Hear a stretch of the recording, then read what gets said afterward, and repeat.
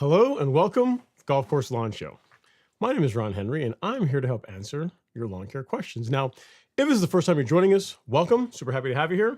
The way this works is really simple. Somewhere on your screen, you're going to see a chat box. And in that chat box, you enter your question, concern, comment of the day, and I work through them in the order that they come in. Now, sometimes I have the answer, sometimes I do not. But either way, we have an awesome time talking about lawn care and sometimes life. Well, guys, last day of July, it's crazy how quickly this year is going by. We'll be in August soon. So for any of you guys that are planning to do top dressing or any kind of work on your lawn, it's TikTok. The time is getting short to get that done. But yeah, as you know, we'll get into all that and a bit more this evening. As always, we're coming to you guys on YouTube tonight as our primary platform, but you can also watch the show on Instagram and Twitter tonight. There's no Facebook. It's acting up, so we're not going to have that tonight.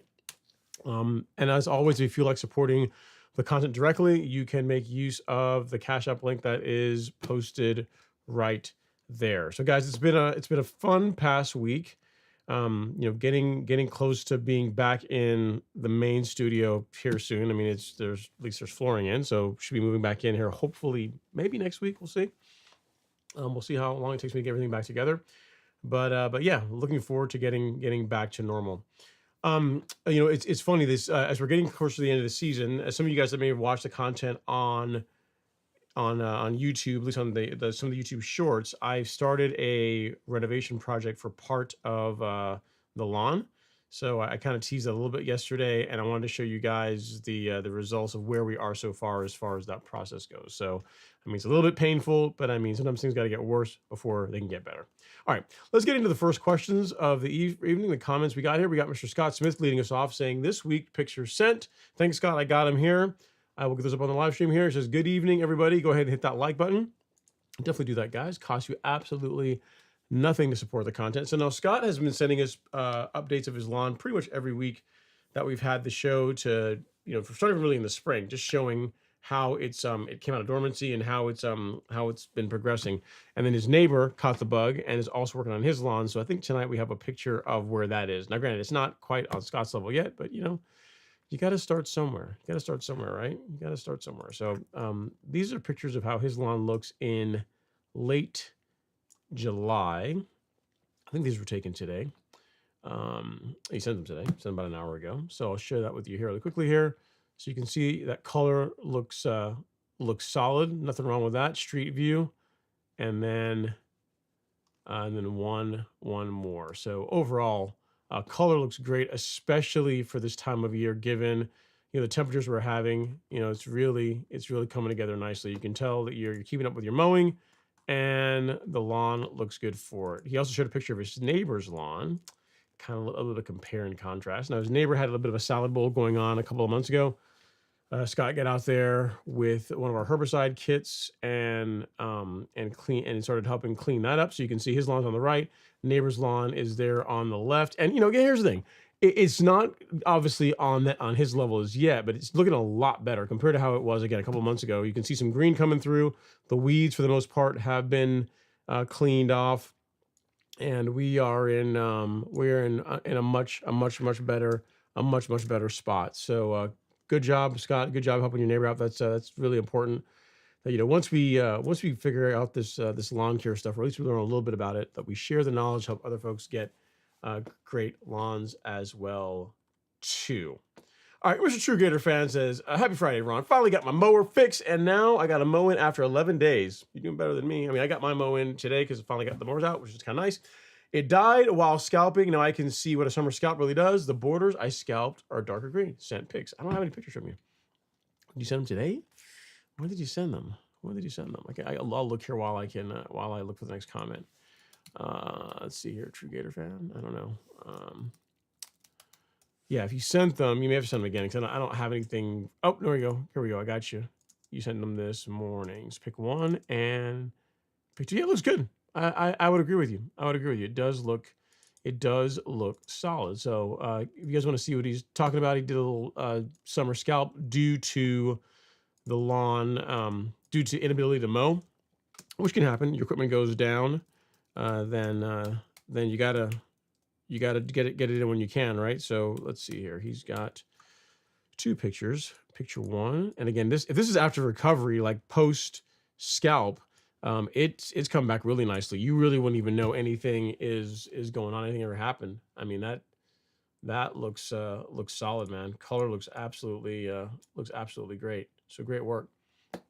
Great work. And yeah, I mean, a summer scalp is helpful. If you're someone that especially if you real mow your lawn. I'm looking at your how to cut here. You might be a little tall. It looks a little taller, so you might be rotary mowing. But especially if you're real mowing, what you'll find is you'll start the season out and everything will be all, hunky-dory, and then you'll get into like May timeframe, late May, and you'll start getting scalping or cutting issues in areas that you did not earlier in the season. And that's largely just due to like your Bermuda or Zoysia or whatever grass you happen to be just thickening up, and the more beginning to float a little bit on the surface, which can cause cutting problems. So a couple of ways of correcting that. You can my preferred way, and it's not everyone has access to one, is to verticut. Verticutting is a gentler way of thinning out the canopy. I mean, if you do it right, you really shouldn't be able to see too much of a change in the lawn. I mean, it will look thinner a little bit, but it shouldn't be a drastic change to where someone drove by, like, oh man, what happened to his lawn? You know what I mean? You'll be able to notice it, but a passerby really should notice the difference if you're doing it the way that I recommend, which again is not really too aggressive. An alternative to that is to do a summer scalp, right? So if you have a Bermuda Zoysia lawn and your lawn gets really thick, another way of doing this, if you don't have access to a verticutter, is to scalp it. So you set the head of cut of your cutting equipment lower. I like to go about 1/4 of an inch or so below where you intend to maintain the lawn. That's a good balance of like getting the desired effect that you want, while also not just creating a bunch of work for yourself and also beating up your equipment too much.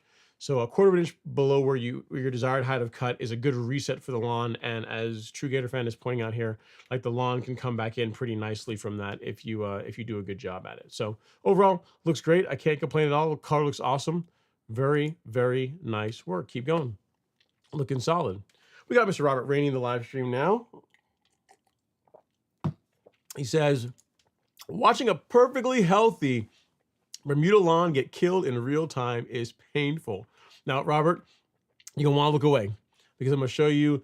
You saw the picture, but I'm going to show you a little bit of video. I took some video right before the show, just show the effects of that combination of glyphosate and Fusilade 2, and also the fact that it's just summer and Bermuda is just growing a lot more aggressively. So herbicides that attack it work a lot better. So I can stop talking and we'll begin showing. So this is what it looks like now. I know it's painful. I know it hurts. It hurts. You can see the vanity strip is dying off pretty nicely. Alex's lawn is still looking pretty good. There's still some green coming in here. I may have to smack it again, but I will give it some more time. We'll see.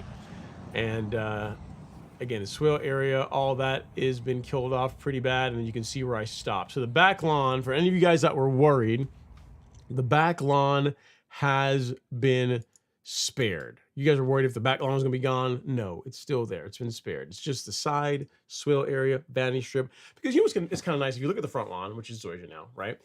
Having both sides of the driveway be the same grass type, I think is good. Kind of coordinates. You know what I mean? Makes it just look a little look more uniform. The vanity strip was getting a bit tall from all the top dressing it's had over the years, so we're gonna get to reset all of that. I'm also gonna get the opportunity. The same guys that did it last year is gonna do this work this year, and I'm gonna see if we can do a bit of a contouring on the vanity strip to where, so I can show you guys really quickly. With the vanity strip, if you look between, I'm going to pause it here as you can see, between Alex's lawn and my lawn, there's like an area that's literally 26, 27 inches wide. So if you look, okay, right, I'm going to pause it here. So if you look right, okay, right there. So you see the leftmost side of the vanity strip, like that's right up against Alex's fence. That is like a level area that kind of meets in a V with the right side of it.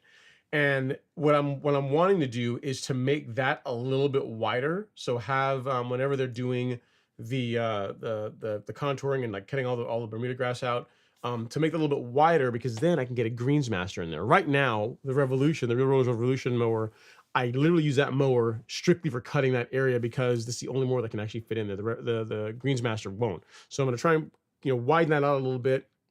And overall, I think that's going to be pretty good as far as making it easier for me to use one mower pretty much everywhere. And it's going to be Xeon, just like the front lawn. And again, looking forward to it. It should be a fun project. I haven't really done a ton of content this year, and for you guys like to see something kind of cool. So there we go. Right, it's going to be the entire vanity strip and that area on the left side of the driveway. So again, so it matches between both sides of the front lawn. But if anyone says you can't kill Bermuda grass, glyphosate and Fusilade will get it done. Especially with summer temperatures.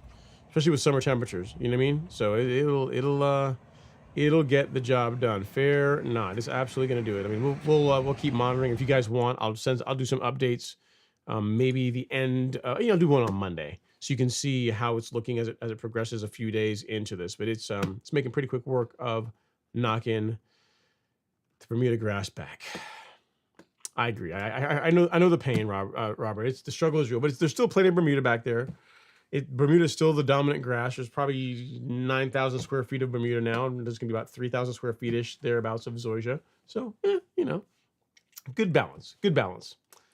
All right. Next up is Josh Harrington. He says, just put down some of your Palmilla Bermuda seed. Got decent bird germination. Got some washout due to storms. Should I throw more seed, or is it too late? I'm in Dallas, Georgia, North Atlanta. Not too late at all. If you have some areas where you lost some of it due to heavy rains, I would go ahead and put some more out. Now, don't go like crazy heavy, but just in the areas that need the additional coverage, yes, go ahead and do that. It's not too late at all to get that to put that grass seed out. So yes, I would absolutely do that, Joshua. Glad to hear that you're getting good germination. I think you'll be very happy with palmia. And remember, once it starts growing, once you get, I don't know, inch and a half, 2 inches, start mowing it. You don't let it get too tall. Just get out there and start putting a mower on it. That's going to help it also establish that much faster. So keep me posted as far as how it does. If you can, once you're happy with it, it doesn't have to be perfect, but once you get what you're happy with it, send us some pictures. I'd like to see some of the palmia in the wild. It'd be kind of cool to see how it's doing. All right. All right. Next up, we have Mr. Jason Harrison. He says, I had to do a strong verticut, not a light verticut, but a strong verticut. Okay. I hear you. I hear you. I hear you. So strong verticut. The Revolution 26 was floating about half an inch. That silica I've been applying has the blades being strong. Cool. Very, very nice. Very cool. So so send me some pictures, man. Once you get done with the verticut, let me know. And it's a good point because really we're in the end of end of July, early August. If you're gonna do another one this season, now's a good time to do it. If you have a warm season lawn, you know what I mean. You got plenty of time for it to recover. Cool season lawns, you still gotta you really can wait a bit longer till we get closer to fall. But the warm season lawn, yeah, I mean you're still well within the window to get that done and still get really good recovery. All right, next up is Anything Bose says, hey fam, I'm germinating some Kentucky 31 in a pail of water over the next 4 days to fill in some bare spots. I even helped a family member with a low area in their yard. Very, very nice. Love to hear it. So let me ask you, so you are germinating it, so you're pre-germinating it now. Are you going to put it out now, or are you going to, I guess I'm not sure where in the country you are, but it's pretty hot out right now. You think that even with pre-germination, if you went and seeded Kentucky bluegrass, you think you're going to be able to keep it alive? Would be interesting to see how that works out. I mean, you might want to wait a little bit longer, but I guess we'll see. I guess it depends where you are in the country. All right. Next up is Mars Bees. Says, happy Friday, everyone. What's going on, Mars? Hopefully you're doing all right. Hopefully the fescue is surviving in Tennessee. Michael Coulthard says, happy Friday, all. What's going on, Michael? And then True Gator Fan is giving us a little bit more context on his scalping. He says, I only had a chance to scalp the borders before the mower died. The pictures show how much darker the borders are than the rest. We'll fully scalp tomorrow. Oh, okay. I got you now. So let's revisit. Ah, okay. Now I see it. Yes. So if you look at the lawn, like right near the driveway, you can see that dark stripe compared to the rest of it and how much darker that is compared to the rest of the lawn. I see what you're saying. Yes. Now that I know I'm looking at, it stands out really well. Can't unsee it now. Very, very cool. Thanks for that, True Gator Fan. Cool. Yep. Scalping does make the lawn again look ugly for a little while, but it does. There's tons of benefits to it. As you can see, your lawn came back like way better than it was than what it was before. So when you get the entire thing done, should be in good shape. All right. Next up, we have Mr. Scott. So he says, actually, I've started working with the neighbors on both sides of me and also the neighbor across the street. Very cool. So you're going to get everybody looking right. That's good, man. That's good. Now, I wonder, like, how they probably see you out there and the amount of work that you put in. I guess after a while, it just bother them, like having your lawn stand out that much and their lawn not look that great. Is that what really pushed them to start working on it, or what was it? What was it that really made them decide, hey, Scott's dominating a little bit too hard. I got to get out here and start putting some work in. Would be cool to know. All right, so we got some other pictures. These are from Brett. He sent some pictures of his zoysia lawn. I think I want to say that he did this. When did he do it? He didn't say exactly when. I think it's from this season. But it says zoysia goes through planting the zoysia, initially mowing it, top dressing it, and then how it looks now. So it takes us through the entire thing. So picture one, share that with you. You guys want to see like zoysia coming in from scratch. So you can see the sod going in. Overall, it looks pretty good. It looks the area. I didn't see before you sodded it, but it looks fairly flat. So I'm guessing you did a pretty good job with your prep work. And the next picture, We're well further into the season where you're here aerating it. Looks like a good aeration job. Close up with those cores. I like that.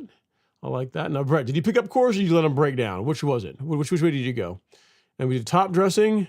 That looks like the level mix, man. I'm not sure what you used, but it looks like Supersize level mix. Granted, it could be something else. Looks quite nice. And then where we are now. And get a close up here. Overall looks pretty good. Looks like your mowing equipment is sharp. That's what I'm looking at. I'm sitting here looking, I'm inspecting the tips of the blades here, and overall, pretty good. Pretty good. I don't see too much tearing or anything bad. So it looks like your equipment is nice and sharp. Like to see that. Very, very nice work, sir. Keep us posted on how the lawn continues to develop. You did a really good job with initially sodding it and then aerating it, top dressing it. It looks quite nice. All right, next up is Stuart Dukakis. He says, any relation to Michael Dukakis, like the president, the guy running for president? Like, when did he? But that's like, man, I'm showing my age. It's like the 90s, late 80s, early 90s is when that was, I think, when Dukakis ran. He says, hey, Ron, I'm at my buddy's yard and we are digging out Dallas grass in Bermuda Zone 7B. Very, very cool. You got a good friend, man. If your friend will come over and help you dig out Dallas grass, that's pretty nice. He has 150 plants. Would you glyphosate or dig it out? I would dig it out. I mean, it's two of you guys. I mean, you figure if you knock out, I don't know, let's see. How long does it take you to dig out a Dallas grass? Probably you can do one. Let's say you're really slow. You'd say you do one every 20 seconds. So that's like 3 a minute. We'll even do more. Say every 30 seconds. So it's like 2 a minute. And it's 2 you guys, right? So that's like 4 a minute. And you got 150 of them, you know, so it's not gonna take you that long. You know what I mean? So let's see, 150, we'll divide that by 4. So 37 and a half minutes, so an hour. In an hour, you could less than an hour, you could have this done. Like, you know, if you took a little break, inspected your work, you know, I mean, what I'm saying is that certainly over the course of a couple of sessions, you could get this done, especially since you're over there helping out. It's really not that bad. I would do it for a couple of reasons. One, like if you physically remove it, it's going to be harder for it to grow back. You are going to have some that's going to still grow back and break through. But I mean, if you dig it out, that is the faster path to getting rid of Dallas grass. The glyphosate route, I mean, can work. The negative to that is that you are going to injure his lawn, his grass. And even and then when you're done, you're going to have 150 clumps of like dead, 150 dead patches all throughout the lawn, which is going to look unsightly. You're probably going to want to dig that out anyway. So why not just dig out the Dallas grass and be done with it? I got an email from a lady yesterday saying, hey, I got Dallas grass on my lawn.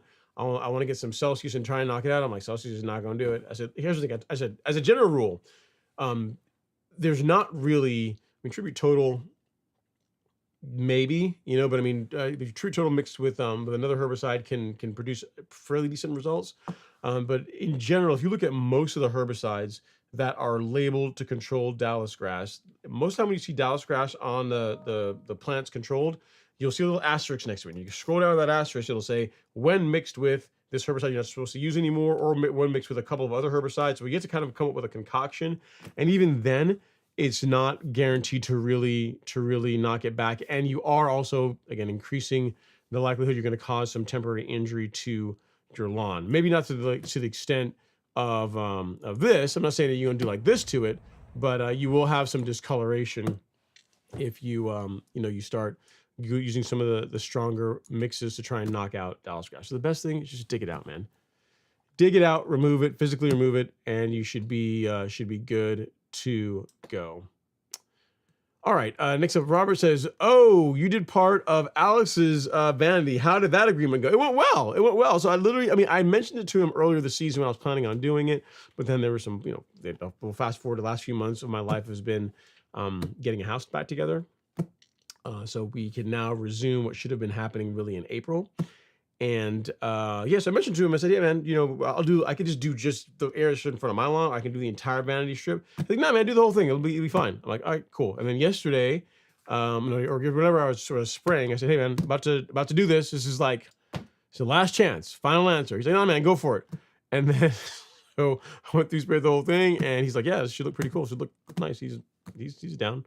And it'll look better too, because you think about it. If you did, how could I show this? If you did just the let's just pause right there, just where it stops in like we went to where like the little box there that's in the grass, like between his lawn and my lawn. If you just went to right there and it was like zoysia and then Bermuda, it's not gonna look as good. So just doing the entire thing in zoysia looks better. And then he might be moved to do like this area that's currently green also in zoysia. You never know, man. I mean, it could be zoysia. It could, there could be some more zoysia in this whole thing. The timer's all said and done. We'll see. We'll see. But yeah, he was fine with it. I mean, because also too, the idea of also getting the like the height of the vanity strip reset, to where like we're down closer to a little more closer to even with the sidewalk, maybe just a little bit above the sidewalk, also was quite appealing. So we're gonna get all that done really all in one go. So yeah, he was good with it. He was good with it. He just said, "Yeah, man, whatever." Didn't worry about it too much. And it should be fun. So because the plan is going to be this, right? So you guys see the existing lawn has been hit with a combination of glyphosate and Fusilade 2. Whenever they come to do the work, they're going to bring out, they have like a machine that they're going to use to scrape a lot of it out. But they'll get all that out. I will put down a heavy application of carbonized PNG. I'll put down a normal rate application of 14714. I will put down a normal rate application of Headway G, and then we'll sod it, and we'll roll it, and we'll water it. And, last year we started mowing the front lawn at day 12, but that was also with it being sodded in early April. I'm thinking we should be able to do at least the same thing this year, right? So that's the plan. Should be good, man. I think it's gonna look nice. I know you guys, you guys are feel some kind of way about it. I understand it, but there's still plenty of Bermuda. It will look more uniform, and it's gonna be good, guys. Trust me, it's gonna be good. It's gonna be good. Don't worry about it. Don't I'm not giving up on Bermuda. We're still got plenty of Bermuda in the backyard. It's gonna be all right. I promise. All right, a Clockwork Blue is in the live stream. He's feeling a little bit discouraged. He says, "All right, let's see here." He says, "I am feeling very discouraged. I set up my plan, bought all the right equipment, high-end backpack sprayer, fertilizers, fungicides, soil amendments, mow 3 times a week, auto mower." So you're not really mowing. The auto mower is mowing 3 times a week. But at any rate, you're mowing 3 times a week. It's getting cut, all right? And it just feels like all the time and money and effort just isn't bringing the lawn to that high-end level. Weeds are not there, but it's just an okay lawn. I'm slightly above the next door lawn. Not really green, not really much of a question, but words of encouragement to keep going. So here's the thing. It depends on where you're starting. I didn't get pictures of where your lawn was, but to go from a solid bowl to a really good lawn, very doable within a season. It sounds like you're using a lot of like you probably have a decent program. I'm not sure if you're doing our program or something else, but it sounds like based on what you're saying in your comments, you have a pretty you got something figured out that you are consistently using, which is good. The thing I would tell you is that while an auto mower or a robot mower is going to, it'll cut the lawn, right? It'll keep it from getting too long. Nothing replaces that pure manicured look that a real mower can produce. So the robot mower, I'm sure it looks okay, but it's just another level. Like Alex's lawn, if you look at the Fix My Ugly Lawn series, he got a true cut. He still got a true cut. And while we got rid of the weeds, we were fertilized, we started getting on a good program, but then he started mowing it regularly with a real mower, which again, I can't stress enough how much of a difference, that piece of equipment makes. So if you want to keep using the robot mower, that can work.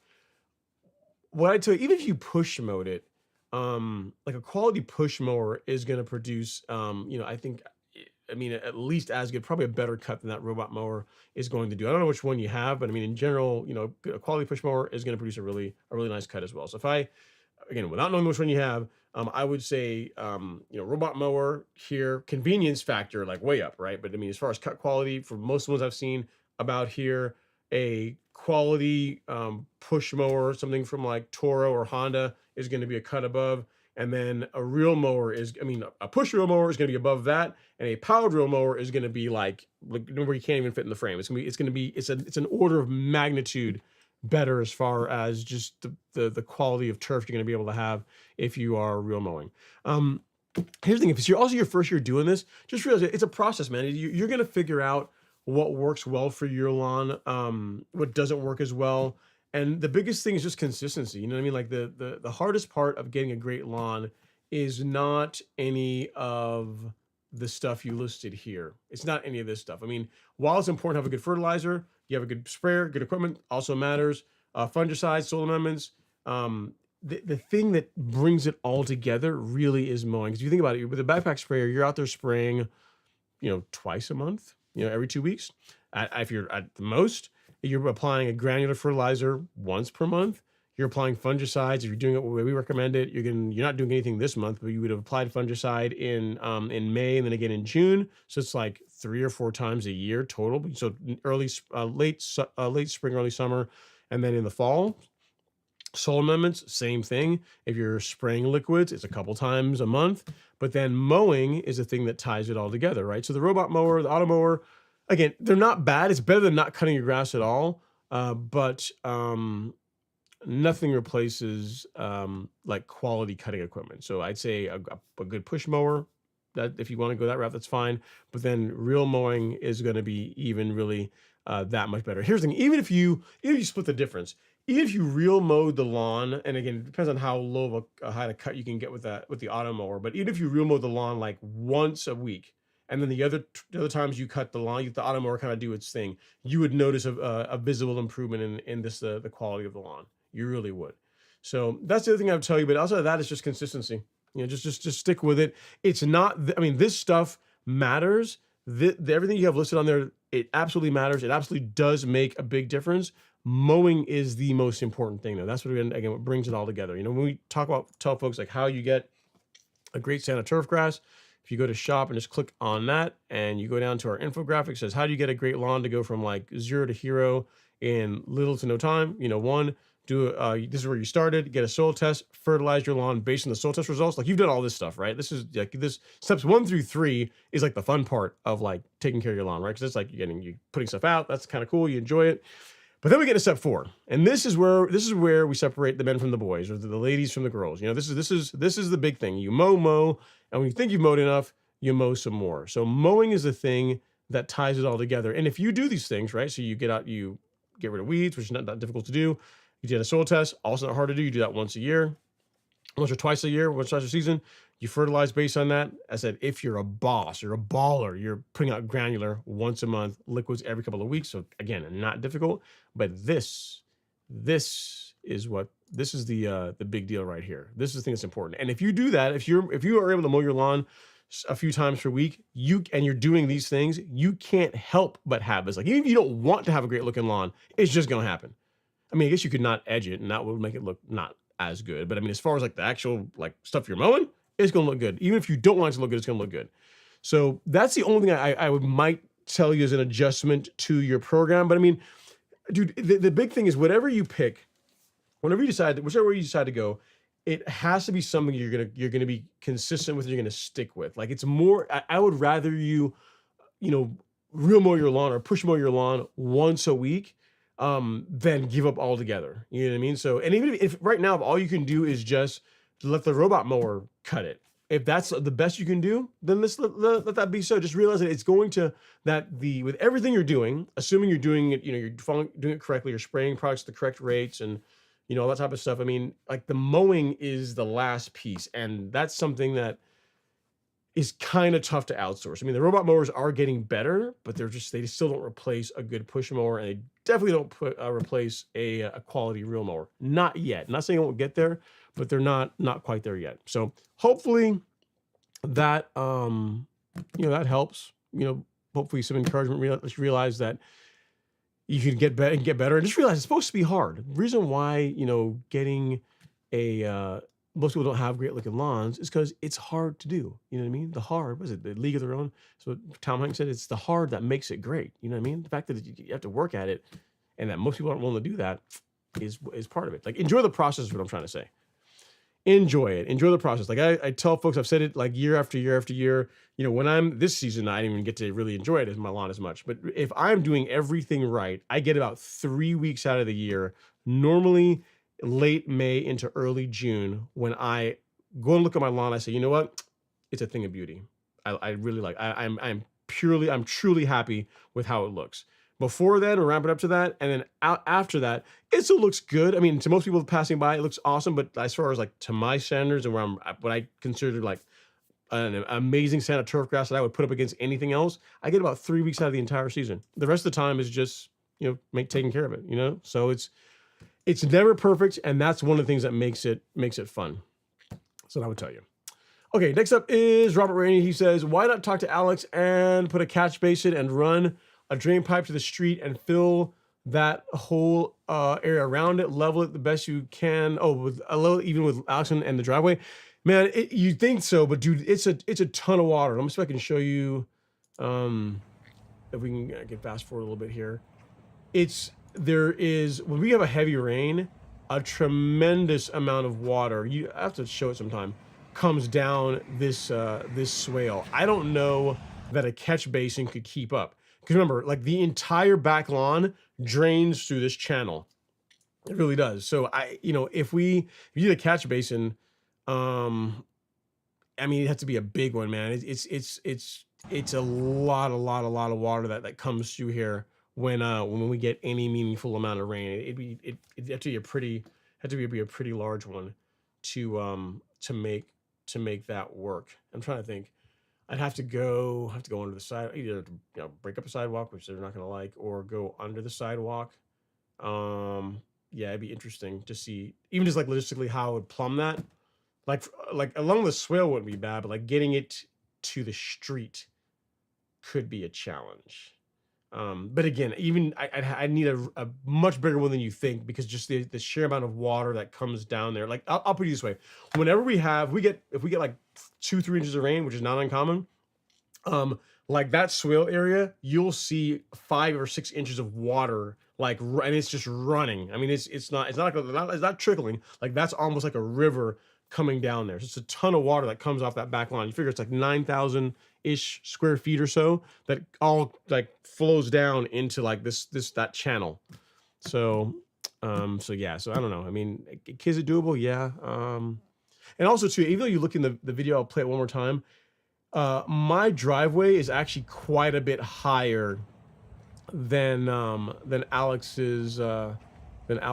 If you look, if I can pause it here, if you look like where I'm standing right now, that's a good 3 feet from the low point to where the driveway is. So it's a lot of material, believe it or not. It'd be a lot of material, and then Alex would have to do the same thing. You know what I mean? So it'd be and his fence. So his fence would have to come out, and yeah, it's a much bigger project than you're thinking. It would make it nice and flat. You're right. It'd make it easy to go from one to the other, but it's a much bigger project than meets the eye just based on that video clip.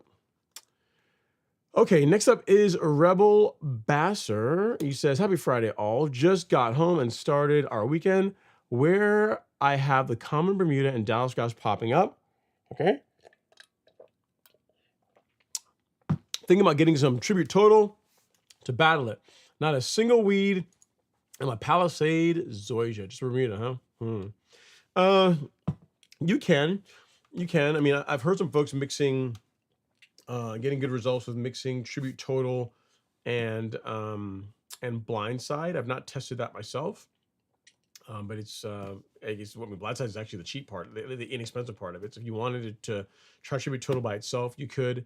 But I've heard of some people using that combination and having decent results with it. But again, you're likely to discolor areas of the lawn. I mean, it's not like, in other words, if there were a herbicide combination that you could use to get rid of Dallas grass that behaved the way that fusilated recognition did, or the way or does, or the way that Celsius uncertainty does, for the most part, that if you spray them at the correct rates, even when temperatures are hotter, you're very unlikely to get any kind of discoloration or damage to your lawn.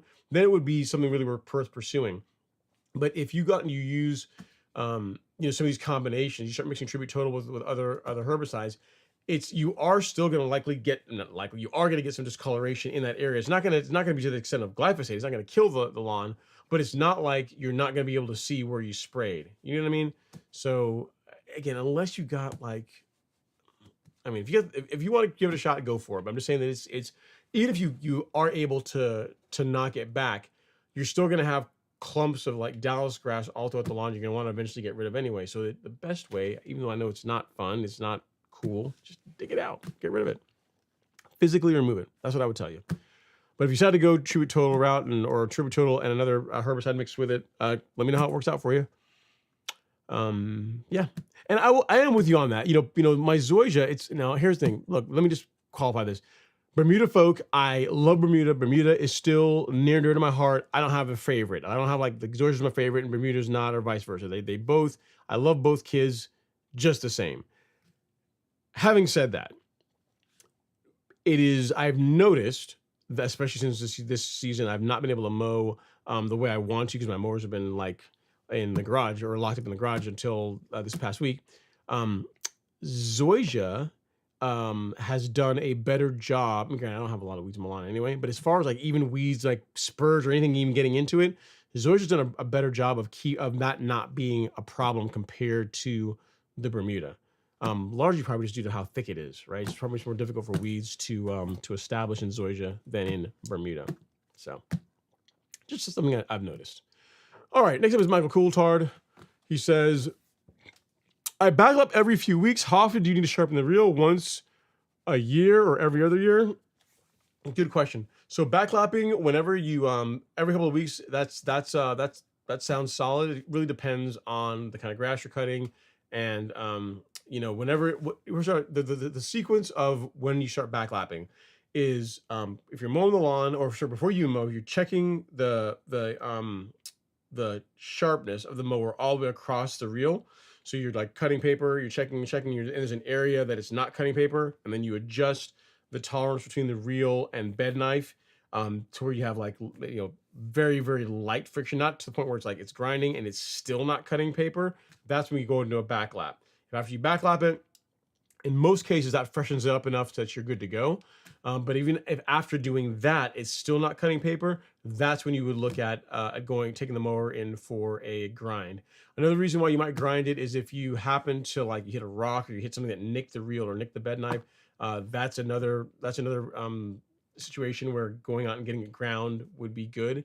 But yeah, you can, a grind once per season is what most people do. I can see that you could potentially, grind your mower, not every year. Maybe you can go maybe more than once, depending on what kind of grass you're cutting and how diligent you are of only cutting grass with it. You may be able to go a couple of more than a year before having it ground, as long as you're keeping up with your backlapping. And again, you're not cutting anything else other than grass. With zoysia, might be tough. Bermuda's a bit easier on the mower than zoysia is. But again, if you keep up with your backlapping, if you backlap it, it's still not cutting paper. That's when I'd say send it in for a grind. So the mower will tell you. You'll be able to tell when it's necessary. All right. Speaking of mowers and backlapping, we have the fine folks from Real Rollers in the live stream. Lee's stopping in. He says, "Happy Friday! Finally, free Friday to join." What's going on, Lee? Man, hey man, listen, it's been a bad season for me. House stuff. I got to tell you about it sometime if I get a chance to come by the shop. But sometimes you got to come on the show sometime if you want, man. You always have an open invitation. Let me know what's going on, what's news happening, if you want to share with the folks. And he says, your Celsius was a blessing on our Bermuda last week. Thank you. I'm glad to hear that it works well. I mean, Celsius is, I always say, if I could have one herbicide, like I could only have one post-emergent herbicide for warm season turf grass, for Bermuda, zoysia, St. Augustine, it would be Celsius, because other than sedges, it controls the majority of the weeds you're more than likely to come across in your lawn, and you can use it over a broad temperature range. Like you can get there and spray Celsius like today, and you're very, very unlikely to have any kind of damage to your lawn compared to any kind of like three-way product. You go spray 2,4-D or anything like that this time of year, it'll work, but you're more than likely going to have a little ouchie to the lawn. Whereas Celsius is much less likely to do that. So yeah, man, glad to hear that the herbicides are working well, and I'm sure the turf part is looking good. Looking good. I gotta, now that the house is getting back together, I gotta tell you all the stories. You haven't heard all of this stuff yet, and just find out what's new with you guys. And again, it's open invitation. Whenever you want to come to the live stream, let me know, and you're more than welcome to. All right. All right, next up we got Mr. James Black, 8166. He says, I just got home from work. What I miss? Evening, everybody. You miss a lot, man. There's all kinds of cool stuff we talked about. We showed like dead lawns and renovation projects. We can't go back and revisit it now, unfortunately. So you're just gonna have to wait and see if we talk about it again maybe next week, or you can watch the stream after it's over. I guess you could also do that too. But yeah, you miss some cool stuff, some cool lawns. There were some things. All right. Next up, it's Scott Smith. He says, it's all the wives. Oh, okay. So the wives are saying, honey, our lawn look like Scott's lawn. Why our lawn don't look like that? Can you get out here and do something about it? Because they all watched the transformation from me firing True Green and taking over complete care of my own lawn. So they sent their husbands over to ask for help. Okay, it's very cool. So, but I always qualify this. And when I get people that will reach out to me, and they'll say, you know what, I want to fire, True Green or King Green or, name whatever, Green Service, whatever it is. And they say, I want to do it myself because they're not doing a great job. And listen, I say, be careful. Be careful. Like, you're not comparing apples to oranges. I mean, if you're especially if you're following the program that we put forward in the Golf Course Lawn Store, they are not the same. Yes, we both work on grass, but the process, products, frequency, like, it's completely different to what those services do. So you're not really comparing two like things. You figure that most of those services you're going to get 6 to 8 treatments per season. You know what I mean? So they're out there. They use like a slow release fertilizer that will keep the lawn looking somewhat decent. They're not mowing it. They're going to put out your pre-emergent in the spring, pre-emergent in the fall. Maybe fungicide if you opt for that. Maybe come out and spot spray a couple times per season. So I mean, they're just not out there enough for it to look good. And a lot of folks, unfortunately, that use lawn care services how can I put this nicely? They don't mow their grass. They don't mow their grass as much as they need to. They just don't, right? So that's part of it. So yes, your lawn looks really, really good, and your lawn looking the way it does has less to do with you getting rid of the lawn care service and more to do with you doing it yourself, because you're out there looking at it all the time. If you're following our program, you're out there spraying every couple of weeks. You're mowing a few times per week. You're using fungicides, insecticides. You have a program that actually works. You're treating your lawn. You're taking care of your lawn closer to the way a professional sports field, professional turf is taken care of, more than a residential lawn. So the fact that you live on a street and your lawn is growing in a residential lawn is just kind of like an anomaly. Like your lawn is not going to look like that. It's impossible, but highly likely for you to get a sound turf that looks like that using a lawn care service. Because most people that use those services, again, don't typically do a good job taking care of their lawn. They don't mow that often. I would say they are on the HOA mowing cycle, right? They go mow every 2 weeks, just often enough so they don't get a letter from the HOA saying, hey man, your grass is looking kind of crazy. You know what I mean?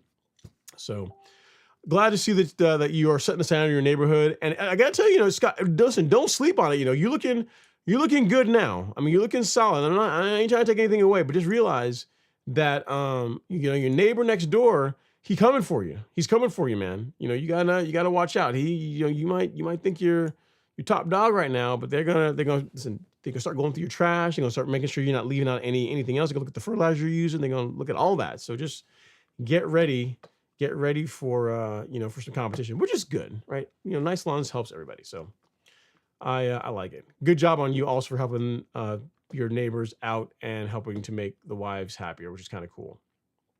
All right. Next up is Chris Burtson. He says, put down accelerate Celsius uncertainty sticker turf mark in Northwest Arkansas, and I can see the crabgrass dying, but the lawn turned light yellow, yellow to light green. Yeah, so that's more than likely the conclorac.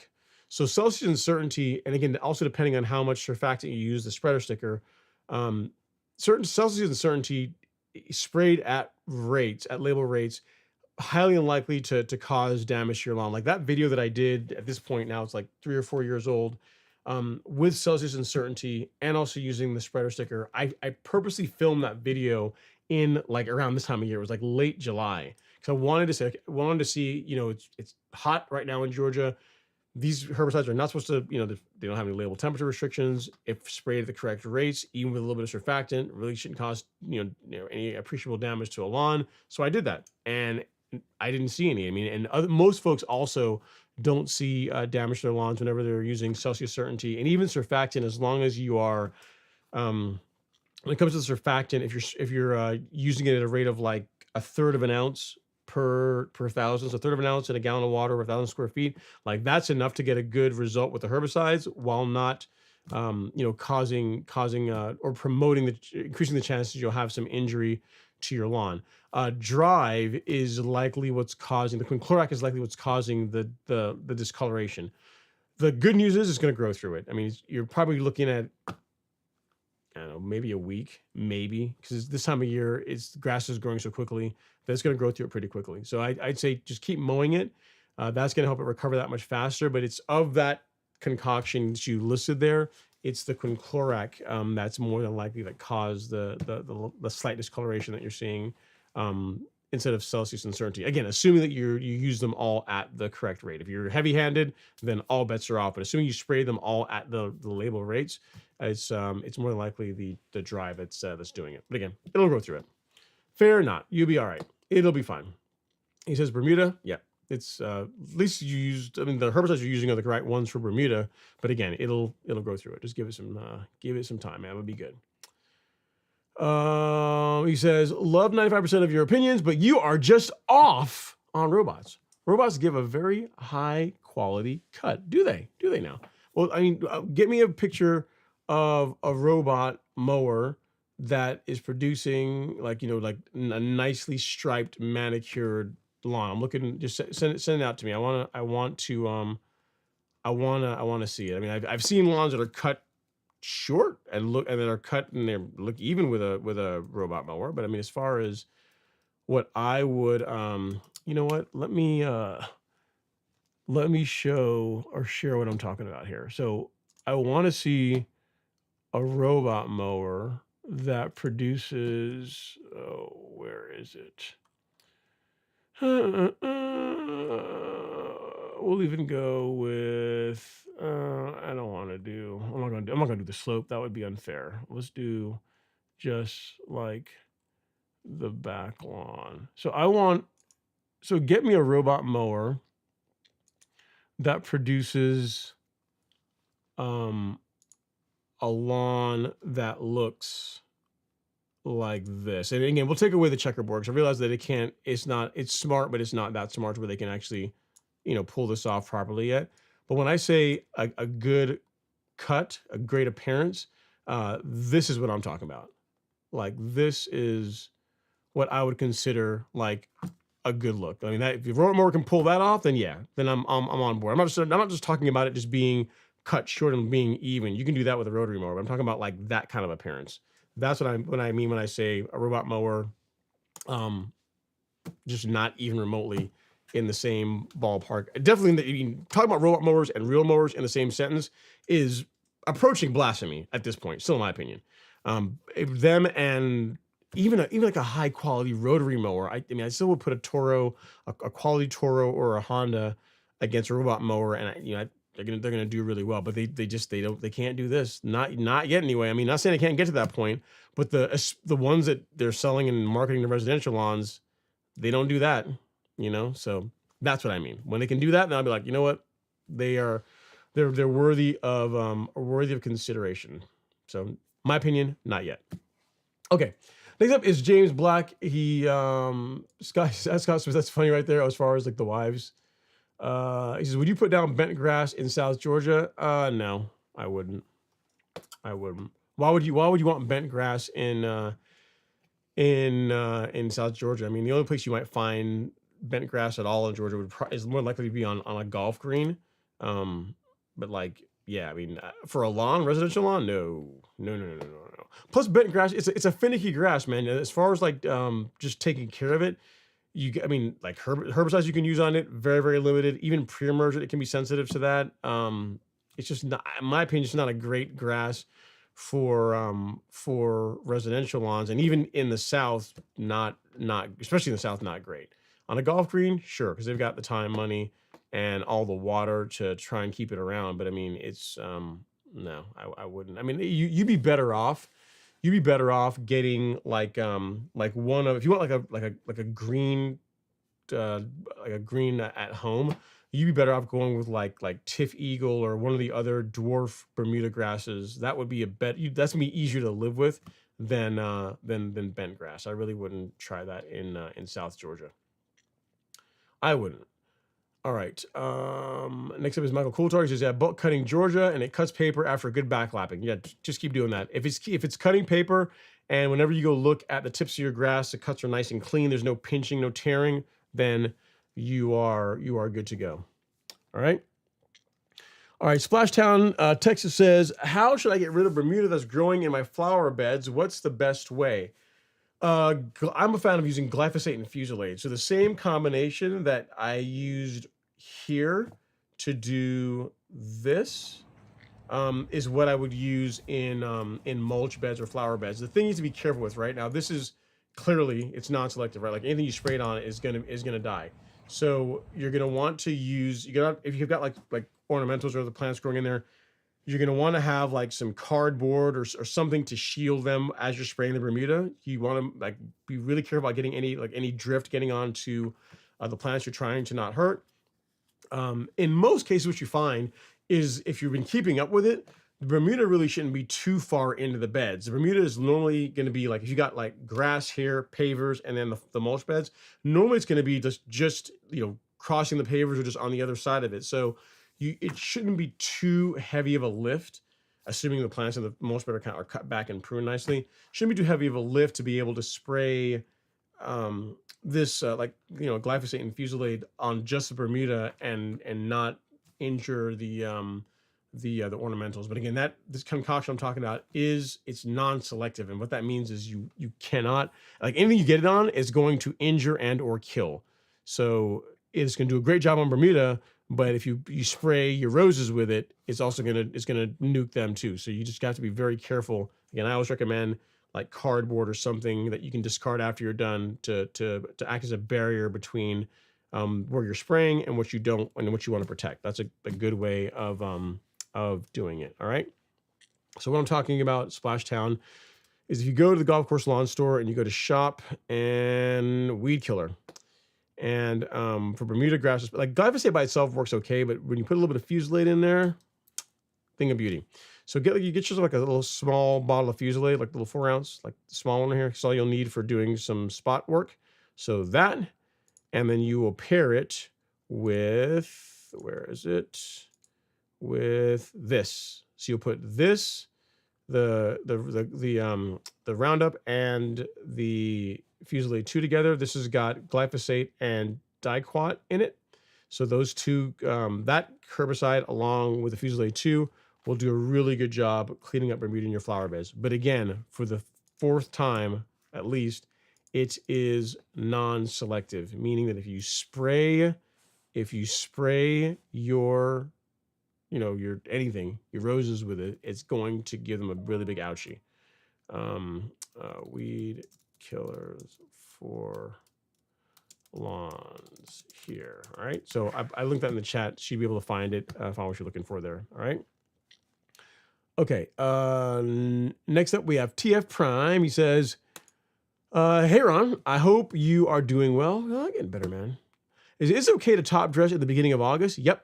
Now especially for warm season lawn, yes, you'd be like early August is the latest that I would personally do it. Now, if you're in South Texas or Arizona or Southern California, you still got plenty of time. But I mean, the advice I give is assuming that is advice that pretty much works um, anywhere that a warm season lawn would grow and do well, right? So if you are, again, Southern Georgia, like like the South, you've got plenty of time, maybe even to like into late August where you can still top dress in it and be okay. But I always tell folks that if you can do your top dressing between the end of April, so late April, early May, into the first or second week of August, in that window, which is 3-4 months window, if you can get it done then, that's going to be ideal. The reason being is you want there to be enough time for the lawn to be able to recover from the top dressing. And if you're doing it the way that I recommend, which is 1 cubic yard of material per 1,000 square feet, which is going to equate to about 1/4 of an inch to 1/2 inch of material, the lawn's not going to have trouble growing through that. So if you do that, starting tomorrow, because tomorrow is going to be August, right? You shouldn't have any problems at all, TF Prime. Okay? Hope that helps. You're very welcome, Chris. Happy to help. And then next up is Gary Kelly Jr. He says, Ron, about ready to join the spray club. Okay, here we go. Liquid fertilizers incoming. Cool. All right, he says, for years, I've been asking about using my flow zone, but this Sunday is the day to spray. I got the 22.3 and the spray tip. Okay, cool. So 6 ounces, gallon of water, over 1,000 square feet. Here's what I would tell you to do. If you're your first time spraying and you want to have a very low risk way of doing this, right, like measure out a 20 by 50 foot section in your lawn. It's gonna be like 1,000 square feet. Measure that out, and then put 2 gallons, not one, put 2 gallons of water, only water, in your sprayer, and walk that 20 by 50 foot section, the 1,000 square foot section, spraying only water, nothing but water. All you're doing is walking, living your best life, trying to have nice even coverage, not overlapping too much. And by the time you get to the end of that 1,000 square feet, you're going to take what's left in your sprayer and pour that into a gallon container. And hopefully, if we did a good job, we didn't walk too fast and walk too slow, you're going to have about a gallon of water left. If you don't, if you have like a lot less, then you're walking too slow or you're overlapping too much. If you have a ton left, then you're walking too fast or vice, you know what I'm saying? So you just, long and short of it is you want to get about a gallon of material of solution down over 1,000 square feet.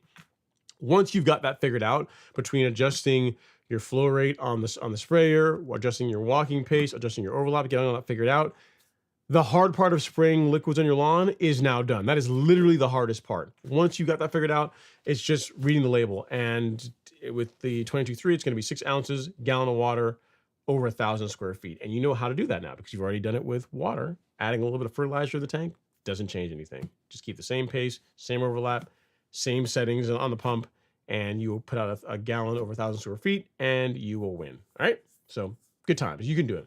I have faith. I am sure you'll be just fine. All right, next up we have James Black. He says, would you recommend a single blade 25-inch mower or a dual blade 30-inch mower? Either one can work well. Most important thing is that it's sharp. A 30-inch mower, if you've got a bigger property and it will fit in a lot of the areas you need to get to, you're going to save time. You're going to, it's quite a bit. It's only 5 inches, but it's going to actually speed up how quickly you mow the lawn by quite a bit, especially if it's a larger lawn. So I'm saying it doesn't really matter. Assuming the quality of the mowers are the same, like say you have like a Toro that's 25 inches and a Toro that's 30 inches. I don't know if they do like a dual blade, but let's just say that's the case, right?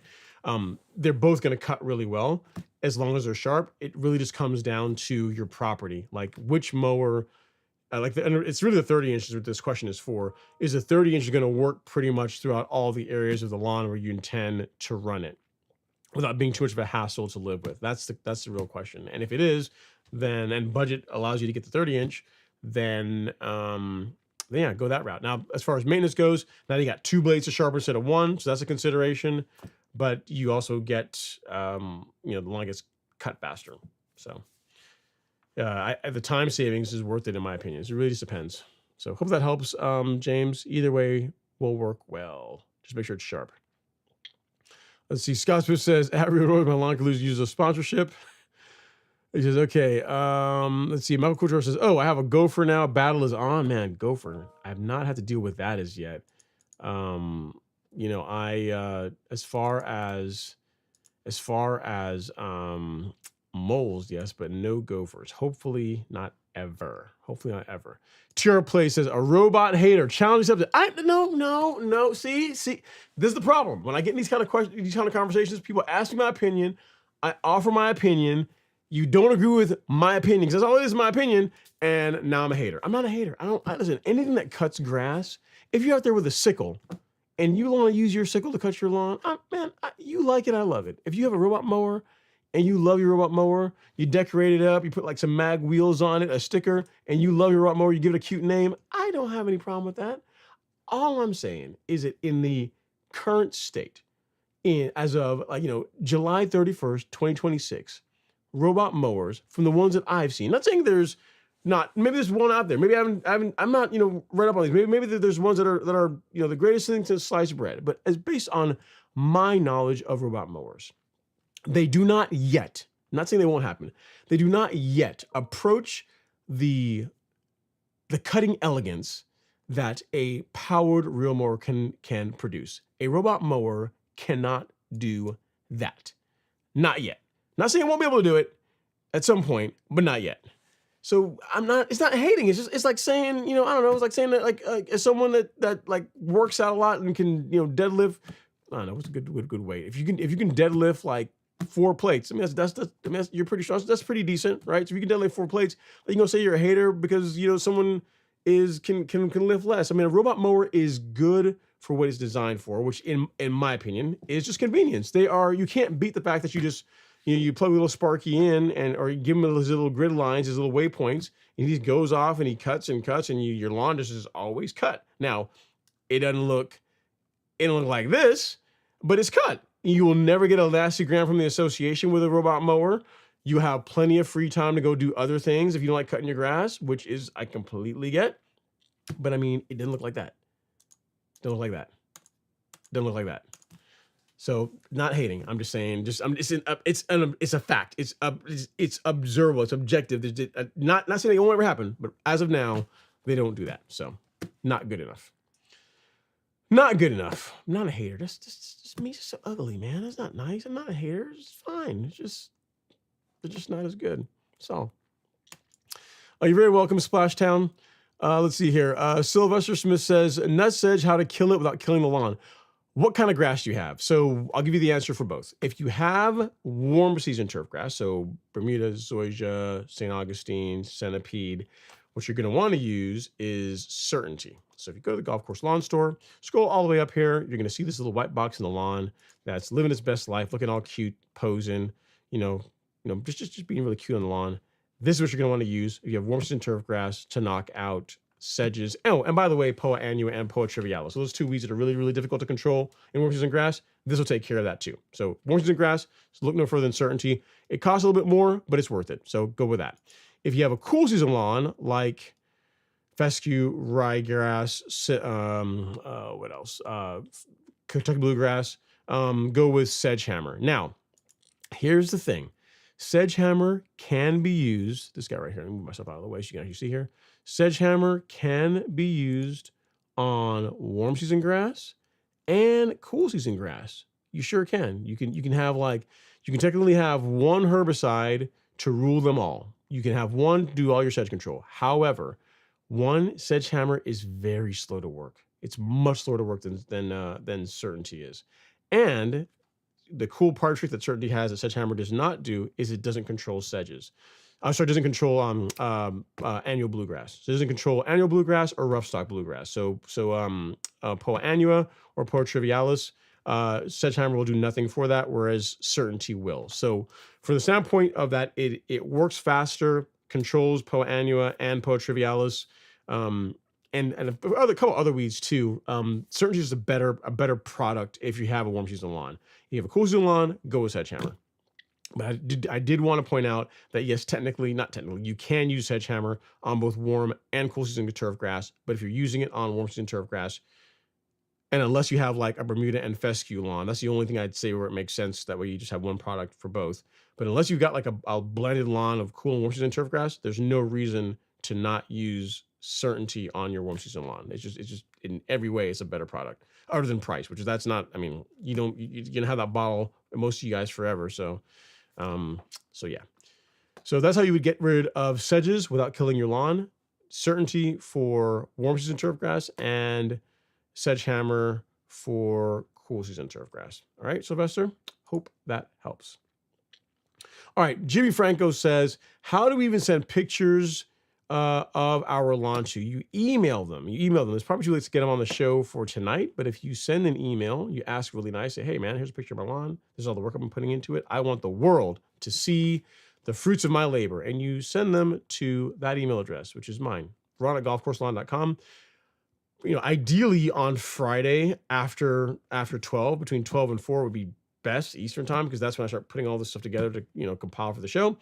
If you send it in the beginning of the week, it probably get lost in the sea of email that I get.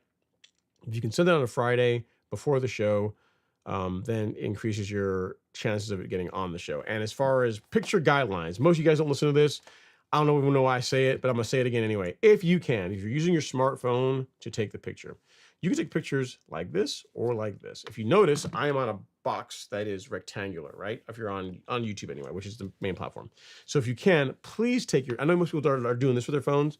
Please take your pictures like this. Take your pictures in landscape, because it just formats better for YouTube. All right. If you do it like this, then like the bottom and top are gonna get cut off. So I got to expand it. It's not as good. Creates more work for me. And it's kind of annoying. So if you can, take a picture like with your phone like this. All right. But yeah, send an email with your pictures and I will do my best to get them on the show. All right. Okay. TR Play says, smiley face was included. I want to see you break. Here's the thing.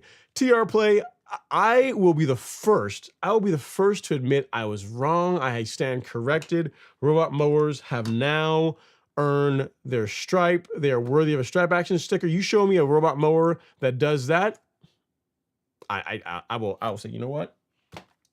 It's time. It's time. Now you're just mowing your lawn just because you enjoy doing it, just for fun, but not because it's absolutely necessary to produce like a beautiful sports turf level of standard turf grass at home. I mean, that's if you can get to the point where they can do that. Which I'll tell you something. I'm gonna give you a little tip while you're after this. Part of the challenge, part of the problem you're gonna have with getting that is getting that is just the weight of the equipment. Like the robot mowers tend to be fairly light. You know what I mean? At least what I've seen, they're like a little bit bigger than like a little vacuum cleaner, whatever it is.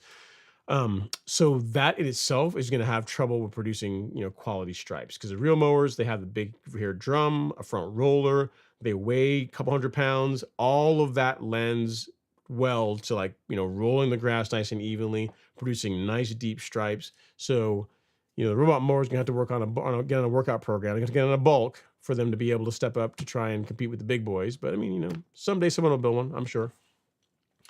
It will happen eventually. All right, next up we have she says it could be a small mole. That's possible. The Triller from Manila is in the live stream. He says, hey Ron, happy Friday and everyone. I am seeing a little dollar spot. I applied my monthly granular fert, hoping to push through it with some incoming rain, or should I apply a fungicide? I would let it, I'd let it ride first, man. Let's see how the lawn grows through it before you get out and put out, for dollar spot, what would you use? You'd use propiconazole or tritaconazole. So, yeah, I would give it some time. You fertilize the lawn, you got some rain, and you're mowing it. It's more than likely going to grow through it just fine, man. So, I mean, if you want to go and spray a fungicide, you can, but it's more than likely going to be okay. More than likely. All right, next up we got MFT Taylor. He says, hey Ron, my new house is Bermuda. I think typically 419. More than likely that's what it is. Unless you paid to have something else done, more than likely it's 419. And the striping is almost non-existent. I am mowing at 0.75 inches of the revolution. Any tips to make it look like your backyard? Well, depends on how even or how flat your lawn is. That will weigh in. How often you've been mowing it matters. And also part of what makes this happen is so you see how deep and how like defined the stripes are. Whenever I mow the lawn, let's say that this is my lawn, kind of hard to see, not a great example of my lawn. I have certain points that I will index off of, and mow in that direction every single time. So in other words, where you see, look here, so where you see the dark stripe coming towards us, that's the grass laying towards us. Every time I mow the lawn in that direction, that dark stripe is mowed the same way every time. And the light stripe is mowed the same way every time. When I mow perpendicular to it, the perpendicular stripes are mowed the same way every time. That is part of what helps produce like those really deep burnt in stripes. So if you're out there mowing your lawn and you're just kind of willy-nilly, just kind of every time you're changing up the stripes, that's or changing up where you are you're cutting, that is going to, you're kind of working against yourself for having really, really deep burnt in stripes. I did a video on this not too long ago. I think it was like last year or the year before, which I guess is longer, but whatevs. All right. So this video here, this is the last video that I did on lawn striping, I think. Where is it? Yeah.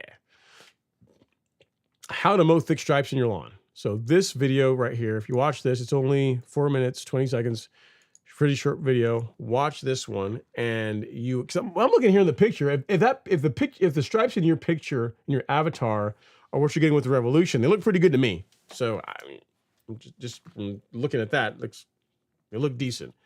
Can they be better? They can always be better. But as far as like how to mow thick stripes in your lawn, this you might like. And the thing which you'll find in that video, if you watch it, is when I first start out the video, I talk about finding a point that you can index off of so that you build the stripes out consistently, and you do it the same way every time. Like I have a stripe that starts on the left side of my patio going away from the house, and like all the stripes in the lawn, or at least when they're mowed in that orientation, build out from that.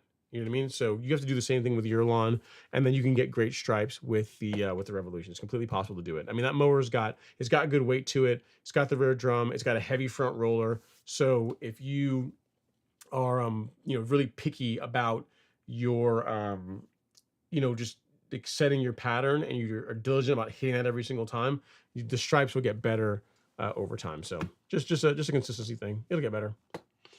All right, Darren Proctor's in the house, the king of barbecue. He says, hey, everyone, running behind on sand leveling. The sand and leaf compost is here. Hope to get everything down next week in Maryland. My time is getting very short, too. Send us pictures, man. I want to see it once you get ready. If you can, take some pictures of, like, all the material you have. I want to see, like, the before, during. I know can be kind of tough because you just want to get it done, but then definitely the before and the after. For sure. Small request. All right, and then finally, our last comment of the evening, question comment. He says, Brandon Henry, no relation, says, I would like to add nutrients to my soil. Will Milorganite work for Kentucky bluegrass, or should I use kelp or some other product? Which nutrients are you looking to add? I guess is a question I'd ask you. Can you use Milorganite? Yes. Will it add nutrients? Yes. It'll add a bit of nitrogen, has some iron in it. Yeah, it'll add a bit of nutrient. What I would tell you is this: it depends on what you're trying to add. If you're looking to add micronutrients, so iron, copper, zinc, molybdenum,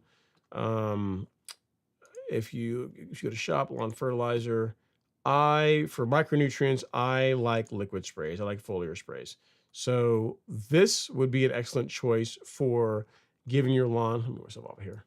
For giving your lawn a nice pop of green and addressing any micronutrient deficiencies. If you're looking for macros, you can spray the our 22-3 fertilizer. This guy here, these two guys can be mixed and sprayed at the same time. If you're looking to build up nutrient levels in the soil, particularly nitrogen, phosphorus, and potassium, that is where, in my opinion, a granular product is better suited for that. So for regular feeding, if you don't need phosphorus, Humic Max 1608 is by far our most popular product for rubber fertilizer. That is what I would go with. If you need some phosphorus, then the 14714 is a good choice. And if you're looking for a summer fertilizer, or you need your soil test results show that you need potassium or lots of potassium, then the 12024 would be a good choice. So the way to answer your question, the best answer to your question is going to come from getting soil test data, Brandon. So the way you can do that, if you don't have one already, if you haven't done one yet, is go to the Golf Course Lawn Store, go to shop, and go to soil test kits and grass seed. We can skip the grass seed part. We're just gonna get the soil test kit. You can grab this guy right here, the My Soil Starter Pack. It's gonna come with the tool, and it's gonna come with the soil test kit, right? And because I like you, if you scroll down here on the how to use section, there's a video showing how to use the soil test kit and then how to read the results. So you get both of them, okay? That's what I would do when you get, as far as figuring out like how to answer the questions that I just asked you, like what is missing? Like, what do we, I mean, can Malort not work? Yes. It's not frankly a great product either. Like they're much better options now. At least even when you factor in cost, like the cost per application of Milo, given what it goes for these days, it's more expensive than a lot of the products that even we carry on the Golf Course Lawn Store. And as far as like a more complete feeding solution, just not as good. So I would get a soil test done, and then based on that soil test data, I would pick a set of a fertilizer or fertilizers to address the deficiencies. And you have questions, if you go get a soil test done and you have questions about the data or how to figure out what you need, you can always send us an email. It'll likely get to me, and I'll take a look at it and let you know what I think as far as that goes. All right. So hopefully that helps. Get a soil test done, and then based on the soil test, we'll fertilize and be doing just well. All right, Mac is up next. Is good. Just joining in. I just finished putting down my month and application. Question: can you put down 1608 on morning dew?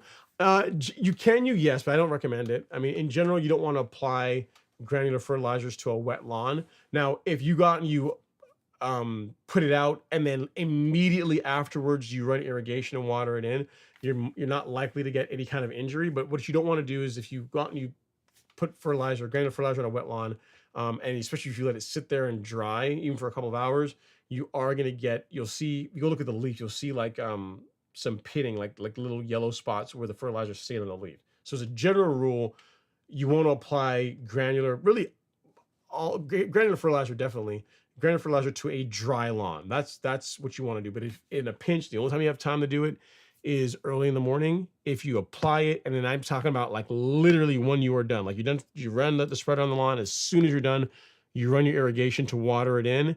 You can do that. But again, it's best practice is applying it to a dry lawn. All right. All right, Jose 6248098 says, I'm about to resod my entire lawn. My question, which is better, Tiff 419 or Tahoma 31? I want to do Princess 77, but it only comes to seed. Well, Princess 77 you can't do anymore unless something new's happened because it's been discontinued for a hot minute. Which is better? They're both, either one is going to look good. I like the look of Tahoma 31 more than 419, but either one can look really, really good. It's not like, I think Robert's lawn is a 419 lawn. Where do I picture? I don't have a picture of Robert's lawn.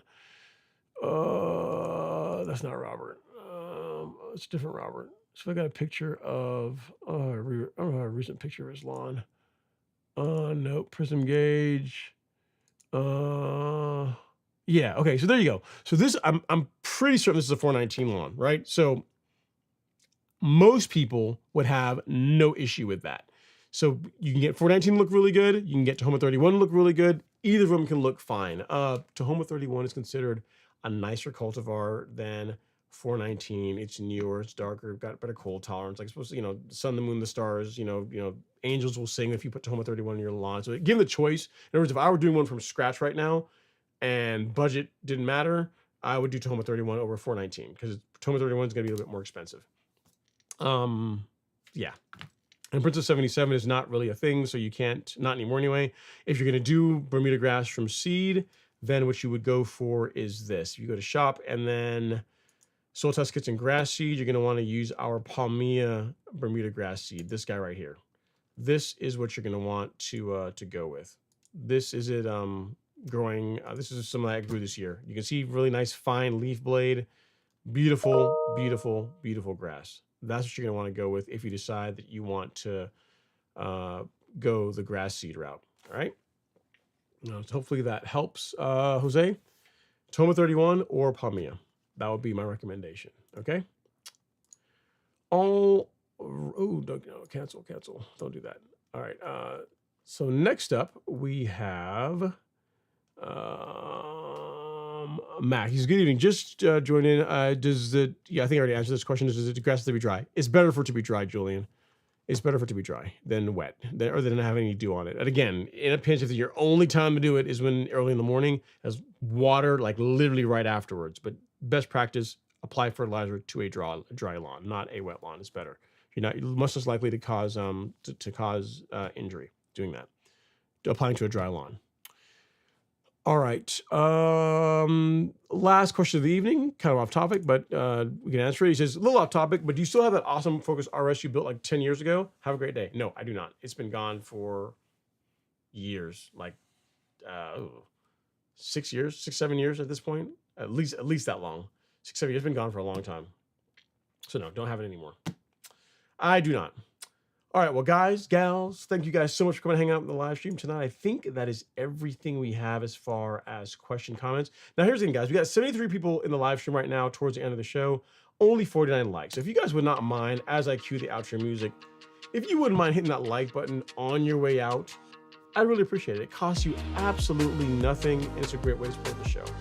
In addition, if you're looking for an amazing assortment of fertilizer, fungicides, insecticides, weed killers, everything you need to get a lawn that your neighbors are absolutely going to envy, check us out at the Golf Course Lawn Store. We've got a great selection. We'd love to be part of your lawn care journey, whether it be through products, through the blog content that we put out every single week. It's absolutely free to check that out. You go to just here to resources and blog, and free content that you can take a look at that's going to help you get the best lawn possible. And as always, if I can help out in any way, don't hesitate to reach out. So until next week, take care. Get out there and mow your lawn. If you're going to top dress, don't wait too much longer. The time is running, and stay tuned for some more content from me as we get ready to do the renovation of Bermuda de Zoysia. Have a great week. Take care.